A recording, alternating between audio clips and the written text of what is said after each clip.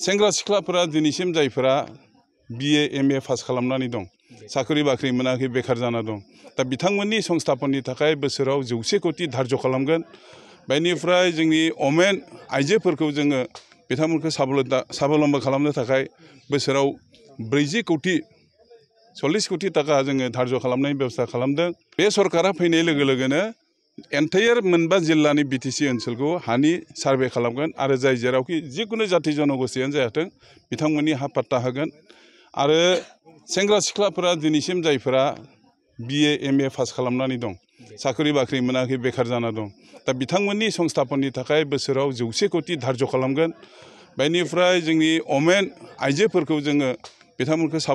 साबलम्बी खालामनो थाखाय बोसोराव 40 कोटि 40 कोटि टाका जोङो धार्य खालामनायनि बेबस्था खालामदों बेनि उनाव जायफोरा साख्रि मोनाखै लेखा गोरों नङैबो दं माखासे बेखार जायफोरा फिसा फिसौ खामानि मावो पाक्का इथा गाथिनि बायदिसिना हाबा मावो बिथांमोननि मिस्ट्रि बायदिसिना बिथांमोननि थाखायबो बोसोराव 50 कोटि टाका धार्य खालामगोन बेनि अनगायैबो जे दिनै सुपार 50नि खोथा बुंदों सुपार 50 होनायनि आगोलावबो जोंनि BPF दला बोसोराव सा 25 जायफोरा APSC UPSCनि प्रिलिम पास जायोमोन बिथांमोननो जोङो 2 लाख टाकानि जोङो चेक होयोमोन दा बेफोरखौ जों बुङाखै दिनै बुंनांगोन जोंनि मावनायफोरखौ दा बेखायनो जायफोरा बिदि APSC UPSC पास खालामनायनि थाखाय बा फरायनायनि थाखाय कचिं लागोन बे कचिं सेन्टारखौबो जोंनि दला दिनैनि दिनाव सानदों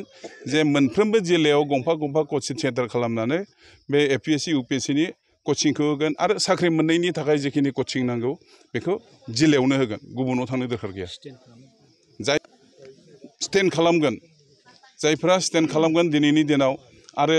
मोनफ्रोमबो भाषानि सायाव जेनेबा बर' रावाव असमिया रावाव जायफोरा बयनिख्रुइबो बांसिन नाम्बार मोनगोन